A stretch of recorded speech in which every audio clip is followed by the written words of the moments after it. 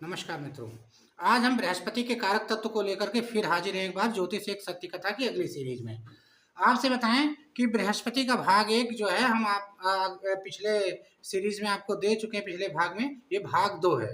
अब आप भाग दो में इस चीज को देखेंगे कि यहाँ पर हम बृहस्पति के कारक तत्व तो पूरा एक्सप्लेन करके समापन करेंगे। हमने आपसे कहा था कि हम श्रीमद् भागवत के प्रथम अध्याय की कुछ कथा शामिल करेंगे इसमें, जिससे आप बृहस्पति को अच्छी तरीके से समझ सकें। तो हम थोड़ा स्पीड में इसलिए चल रहे हैं क्योंकि मेरे पास समय कम होता है, 10-15 मिनट में ही हमें वीडियो कंप्लीट करना पड़ता है। तो इसके लिए अगर आपको लगे कि बहुत तेज बोल रहे हैं तो आप कमेंट सेक्शन में लिख देंगे, तो हम स्लो करके ही बोल देंगे, कोई दिक्कत नहीं है। और जो भी वीडियो आप चाहते हैं कि इस पर जो है हम वीडियो बनाएं, तो वो आप हमसे अगर कमेंट सेक्शन में लिखेंगे तो वो वीडियो लेकर के हम आ जाएंगे आपके लिए। ये कार्यक्रम आपके लिए है। तो मैंने तो पढ़ रखा है ज्योतिष में, मुझे कोई दिक्कत नहीं है। मुझे भी अभिलाषा नहीं है कि आप हमसे कुंडली दिखवाओ, ना ना ना ना। आप हमसे कुंडली मत दिखवाना, मैं कुंडली देखता भी नहीं हूँ, मेरे पास समय भी नहीं इतना, ठीक है। और प्रश्न अगर पूछना है तो सार्वभौमिक क्वेश्चन पूछना हमारे कमेंट सेक्शन में आकर के, जो सभी को फायदा करे। ऐसा क्वेश्चन लेकर के आना जिसको हम जो है यहाँ ऑनलाइन एक्सप्लेन करेंगे सबके लिए और सभी के जीवन से रिलेटेड हो। तो अगर आप कोई कुंडली देते हैं, कोई क्वेश्चन देते हैं, तो मैं यहीं पर सभी के सामने वो एक्सप्लेन कर दूंगा आपका, ठीक है। बाकी चीजें आप हमारे साथ बने रहेंगे तो मैं कोई भी जानकारी छुपाने वाला नहीं हूँ। मैं एक एक जानकारी आपको दूंगा।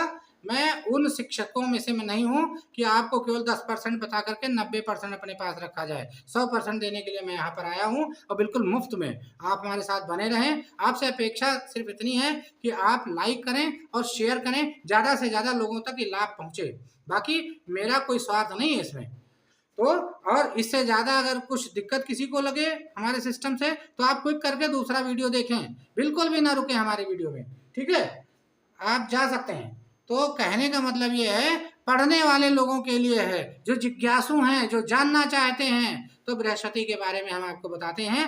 बृहस्पति ही जीवन है, बृहस्पति ही प्राण है, बृहस्पति हमारे शरीर में लीवर है, बृहस्पति आनंद का कारक है और आनंद की हमें आवश्यकता है। हम सभी को आनंद की ही आवश्यकता है। हम इसीलिए जी रहे हैं। जिस दिन इस जीवन से आनंद की अभिलाषा समाप्त हो जाएगी, ये जीवन समाप्त हो जाएगा, ये जान लीजिए। इसीलिए जो है उपनिषद में लिखा गया है, भगवान की परिभाषा आनंदो ब्रह्म यो वै भूमा तत्सुखम। और आनंद की जो परिभाषा है उसको एक्सप्लेन करते हुए कहा, यो वै भूमा तत्सुखम मतलब अनंत मात्रा का सुख ही आनंद है। वो सुख जो कभी समाप्त ना हो रहा हो उसे आनंद कहते हैं। समझ गए आप? वही बृहस्पति है। तो आज हमने जो कहा था कि आपको कथा सुनाएंगे, तो कथा के माध्यम से मैं आपको बताना चाहता हूँ। देखो, आनंद का कारक बृहस्पति है और आपके कुंडली में बृहस्पति जहां है वही ईश्वर है। आप अगर कहो कि ईश्वर की खोज करना है आपको, तो आप देख लो 12 खानों में बृहस्पति कहाँ बैठे हुए हैं, वहीं पर ईश्वर हैं, ठीक है। उन्हीं उन्हीं खानों से संबंधित, उन्हीं उसी हाउस से संबंधित 12 हाउसेस हैं, उन्हीं हाउस से संबंधित जो है भगवान ईश्वर आपको ब्लेसिंग देने वाले हैं। तो वहां पे आपको नैतिक रहना है। नैतिकता का कारक भी बृहस्पति देखो लिखा हुआ है।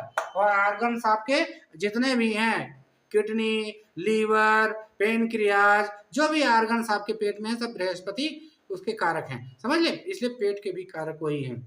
देखो, आप बहुत भगवान का भजन करना चाहो और पेट में गुड़ लगा हुआ है, गैस बन नहीं है, सिर पे गैस चढ़ी हुई है, आप भगवान का भजन नहीं कर सकते, ठीक है।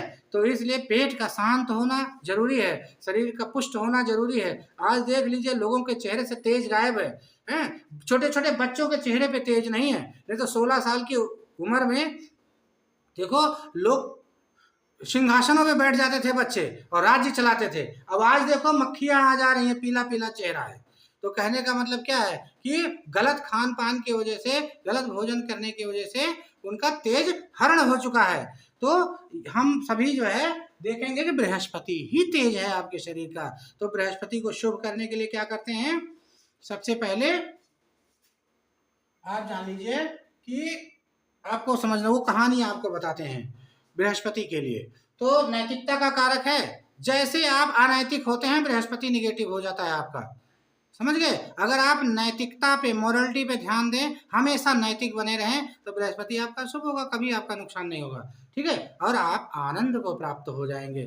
देखो, ईश्वर कहा गया बृहस्पति को कि आप ईश्वर में जितना भी अगाध आस्था लगाएंगे, बृहस्पति पंचम घर में यहाँ पे आकर के यहाँ पे कारकत्व तो ले लेता है। बात समझ गए? तो क्या है, ये भक्ति है भगवान की, इसलिए कहते हैं भक्ति सबसे बड़ी होती है और यही बुद्धि स्थान है।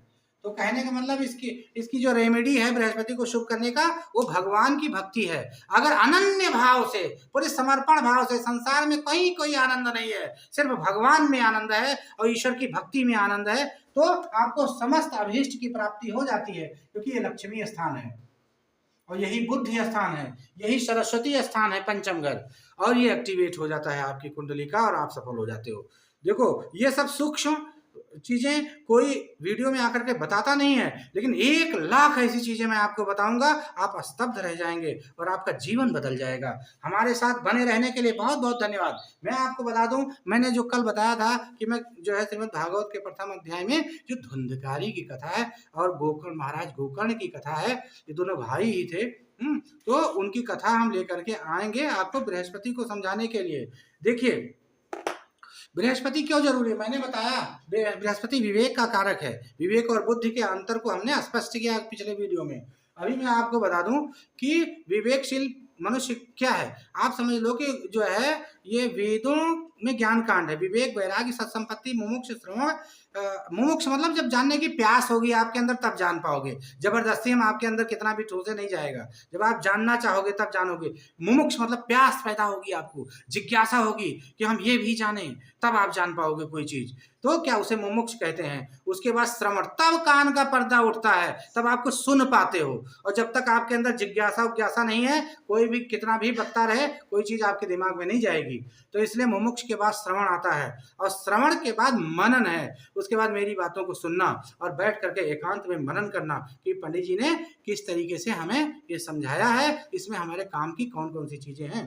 तो फिर और उसके बाद में क्या है, मनन के बाद में रिद्धासन, फिर समाधि है। तो क्या कहते हैं, जो है विवेक पहला पार्ट है, विवेक, वैराग्य, सत्संपत्ति। सत्संपत्ति में 6 भाग होते हैं, ये भी हम कभी एक्सप्लेन करेंगे, लेकिन बृहस्पति की चर्चा होती है तो वेद और धर्म की चर्चा होना बहुत आवश्यक है यहाँ पर, तभी चीजें समझ में आएंगी आपको। तो वो 6 संपत्तियां जो भाई संपत्ति आप धन समझते हो, रुपया रुपया रुपया रुपया रुपया गवर्नमेंट चला रही है, संपत्ति वो नहीं है। इसका क्षरण हो रहा है, जो वास्तविक संपत्ति है उसका क्षरण नहीं होता है। यहाँ तो आप 1,000 लेके चलते हो, शाम तक 1 रुपया जेब में नहीं है, तो वो सत्य हो गई, वो तो असत है। असत होता तो आपके पास रहता। सत्य संपत्ति जो होती है वो आपके पास निरंतर रहती है और उसका 6 भाग है। क्या? सम दम दान, सम दम दान, उपरत तितिक्षा, समाधान। ये 6 संपत्तियां हैं जो जितना भी खर्चा करो उतनी बढ़ती हैं। तो इसके बारे में भी चर्चा करेंगे, थोड़ा हमने बताया आपको। तो ये सारी चीजें हैं। तो होता क्या है, आज का हमारा जो जनमानस है वो पहले पाठ में ही फेल हो रहा है, विवेक में ही फेल हो रहा है।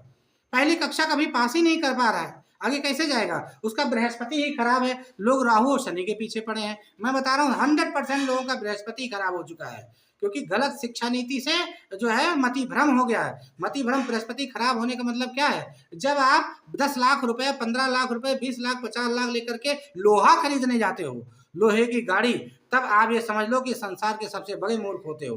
तो कहने का मतलब यह है कि जो जिनका बृहस्पति शुभ होता है वो 10 लाख, 20 लाख, 50 लाख रुपए ले जाकर के सोना खरीदते हैं, जिनकी कीमतों में वृद्धि होती है ना, सही तो कीमतें तो स्थिर रहती हैं। और लोहा खरीद के आप क्या करते हो, आप 15 साल में कबाड़ के भाव तौल देते हो उसे, तो फिर आप मूर्ख हो कि नहीं हो?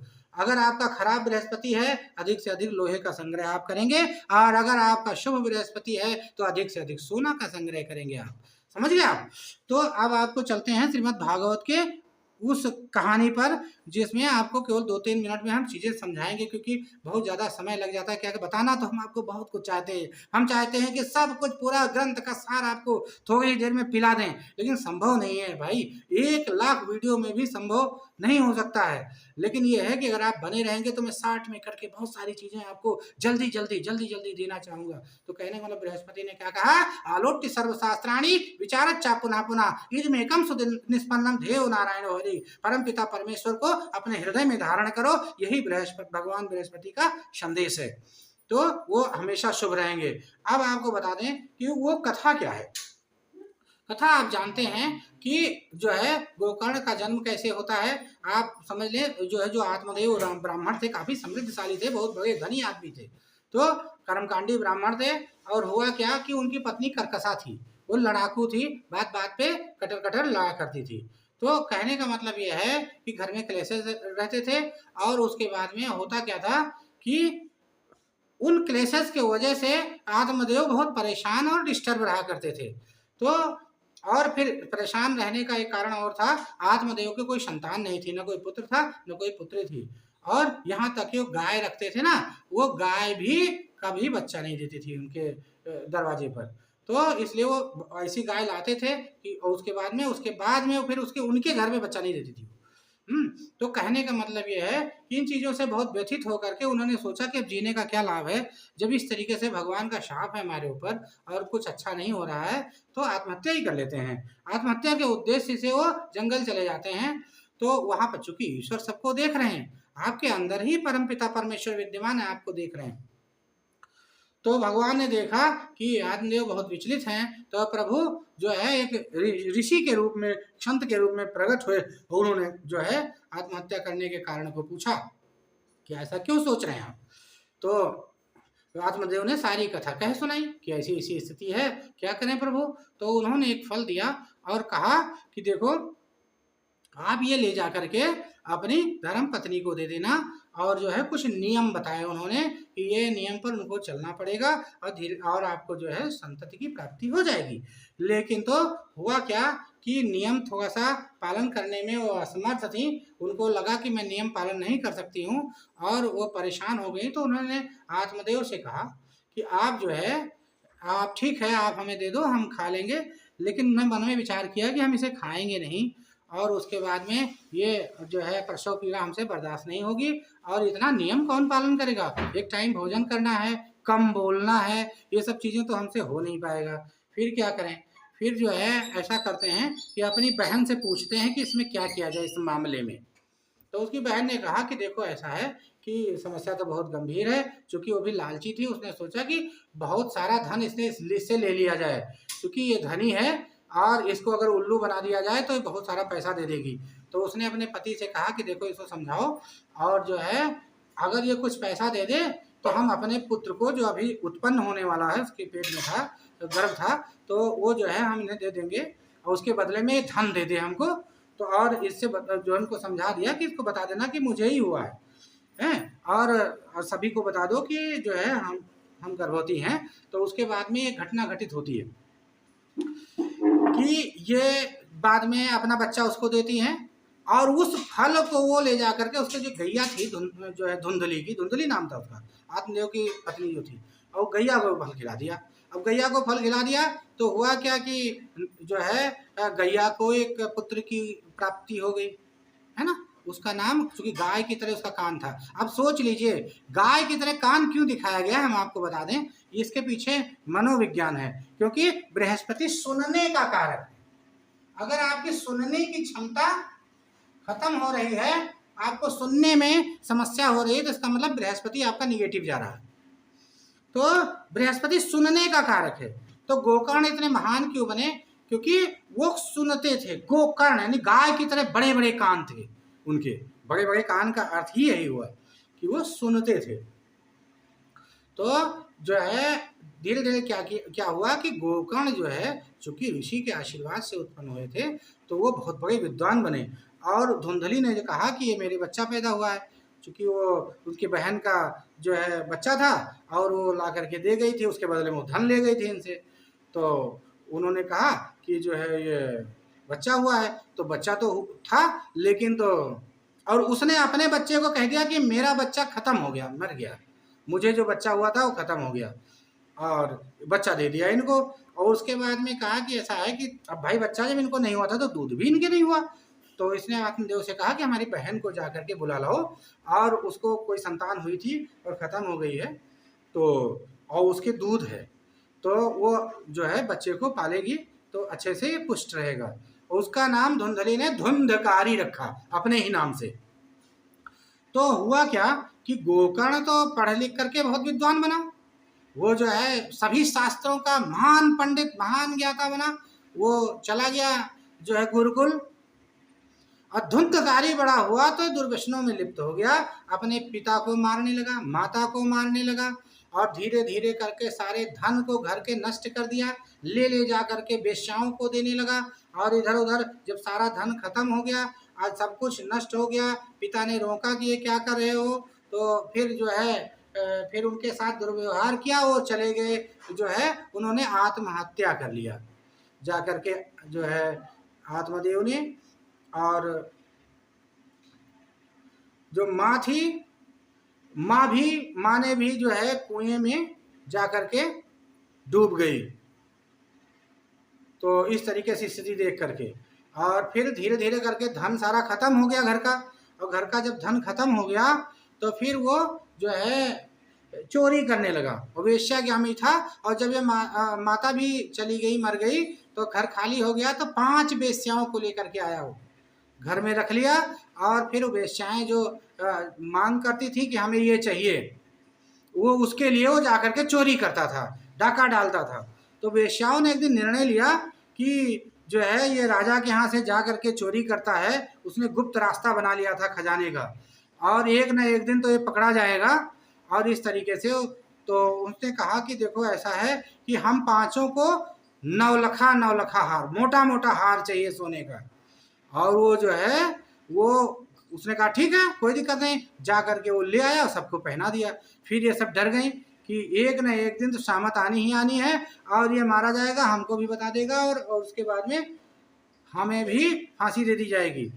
तो ऐसा करते हैं कि अब इसे ही मार डालते हैं। तो उसने जो है 5 ने, 4 ने दोनों हाथ, 2 ने दोनों हाथ, 2 ने 2 पैर पकड़ करके उस बैठ गई, और एक ने जो है मारना शुरू किया, लेकिन वो मरता ही नहीं था मारे। तो उसने जो है कोयले का जो अंगार था, जल रहा था कोयला, और उस अंगार को उसके मुंह में ठूंस दिया, और उसके बाद में तब उसकी मृत्यु हुई, बड़ी दर्दनाक मृत्यु हुई उसकी। तो और सारा धन वो बटोर के, और वो सब वेश्या, चूंकि वो धन के लिए ही आई थी, उनको तो धन ही चाहिए था, किसी मनुष्य से थोड़ी प्रेम था उन्हें, तो वो सारा धन बटोरा उसने। इसलिए धन के लोभी जो जितने होते हैं, ये आपके हितैषी कभी नहीं हो सकते, इनको आपके धन से प्रेम है, आपसे प्रेम नहीं है। तो ये नितांत राहु वाले व्यक्ति हैं, ये बृहस्पति वाले नहीं हैं। तो कहने का मतलब ये है कि धुंधकारी जो करेक्टर है, यहाँ पर चरित्र जो बनाया गया धुंधकारी का, ये क्या है, ये असत का प्रतीक है, अविवेक का प्रतीक है। और जो गोकर्ण है, तो गोकर्ण एक दिन आते हैं, और आते हैं, देखा कि घर तो सारा वीरान है, यहाँ पे तो कोई है ही नहीं, भाई भी नहीं है, और माँ बाप भी नहीं है, पूरा सुनसान है। साफ सफाई किया, और जा करके जब रात्रि हुई तो घर के आंगन में चारपाई डाल करके तो सो गए। और जैसे घर के आंगन में सोए, आंख लगी तो वो तरह तरह के जानवर बन बन करके, और वो धुंधकारी प्रेत हो गया था, प्रेत के रूप में आने लगा। कभी भेड़ बन के आए, कभी गधा बन के आए, कभी भैंसा बन के आए, इस तरीके से वो तरह तरह के, कभी इंद्र बन करके आ जाए। तो इस तरीके से नाना प्रकार के भेष में जब धुंधकारी को देखा गोकर्ण, तो समझ गए कि यहाँ पर कोई प्रेत है, और ये प्रेत ही बार बार जो है अपने शरीर को बदल रहा है। तो उन्होंने अंजलि में जल लिया और मंत्र पढ़ा, और उसके ऊपर छिड़का, कहा जो भी हो अपने वास्तविक रूप में आ जाओ और अपनी बात बताओ। तब धुंधकारी ने कहा, हे भाई, मैं आपका सगा भाई हूँ, और जो है मैं धुंधकारी हूँ, और जो है ऐसी ऐसी बातें हुई। उन्हें पूछा कि तो फिर माताजी पिताजी कहाँ गए, तो उसने कहा कि वो जो है माताजी ने और पिताजी ने दोनों ने आत्महत्या कर ली, हमने बहुत बड़ी गलती करी, ये सारी बात बताया, प्रायश्चित किया, इस वजह से हमारी दुर्गति हुई है, हमारा कल्याण करो आप। तो गोकर्ण ने श्रीमद् भागवत के माध्यम से जो है धुंधकारी को मुक्त किया प्रेत योनि से, और जो है ईश्वर के शरण में धुंधकारी गया। तो इस तरीके से ये बृहस्पति को आप समझ लीजिए, विवेक को समझ लीजिए। यहाँ पे श्रीमद् भागवत के प्रथम अध्याय में विवेक और अविवेक को ही समझाया गया है, और ये देवगुरु बृहस्पति का विस्तार रूप में मैंने आपको समझाया है, ताकि बृहस्पति ग्रह के बारे में, जुपिटर के बारे में अच्छे से आप समझ सकें। हर हर महादेव, जय श्री।